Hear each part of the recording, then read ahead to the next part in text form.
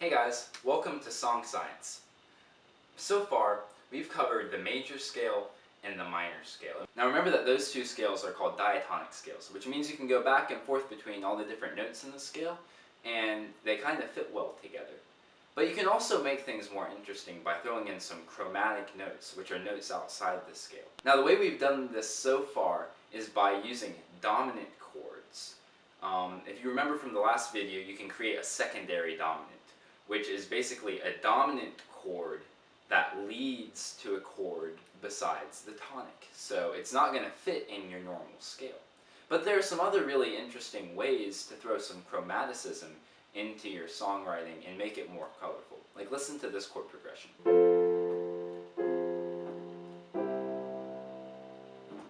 Now I'm sure you've heard that chord progression before. It's at the end of In My Life, it's in Creep, it's in a bunch of really good songs, and it's a really moving and powerful chord progression. But what makes it so good? So let's look at the major scale first and what chords make that scale. We have the one chord, which is the tonic chord, and that chord's major in the major scale, which makes sense. Then the second chord's minor, the third chord is minor, then the fourth and the fifth chords are major, the sixth chord is minor, then the seventh chord is diminished. And so we have those qualities there. But now let's look at the minor scale and the minor chords right alongside that. The first chord in the minor key is minor, which again makes sense because in the major scale, the tonic is major. And so that kind of determines the scale quality. But then the second chord is diminished. And there isn't even a third chord, it's the flat third, and it's major. And then the 4 chord is minor, and the 5 chord is minor. Then the 6 and 7 chords are both major, but they're also flattened. And so you see that there's a great difference between the major scale and the minor scale and what chords those create. One really cool way of adding some chromaticism and some interesting chords into your songwriting is by using chords in the major key for a song that's in a major key. But then use some chords from the minor key and then go back to major. And so when we're switching back and forth between major and minor, we want to use what are called parallel keys. And what that means is they're keys that have the same tonic note. So for example, C major and C minor are what we call parallel keys because they both start on the C note.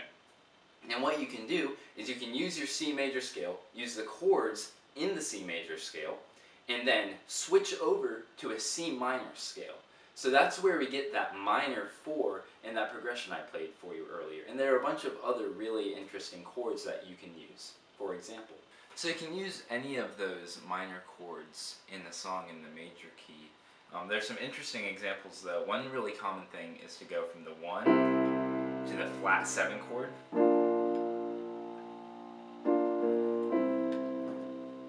And that can sound kind of cool in the progression.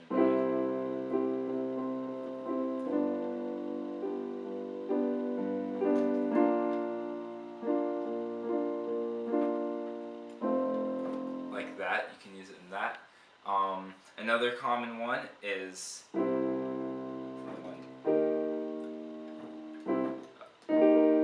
that flattened third sounds really good. And you notice that we're not building a major chord off of the 3rd scale degree in C major, we're building one off of this flattened 3rd scale degree in C minor.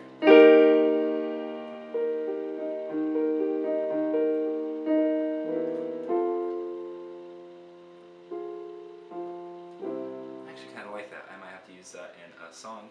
And then of course, that one. Another really kind of bluesy one is up that 2 diminished, which is cool because the root is still in the major scale. It's in the major and the minor scale.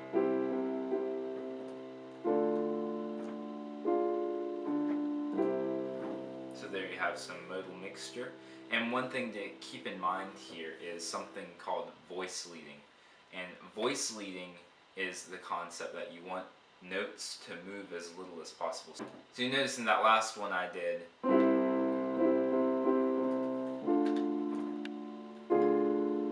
only note changing is this top one, and it's only moving by a half step. Let me move back down to that. This is also a reason why this cadence is so powerful, is because one note changing, and then notice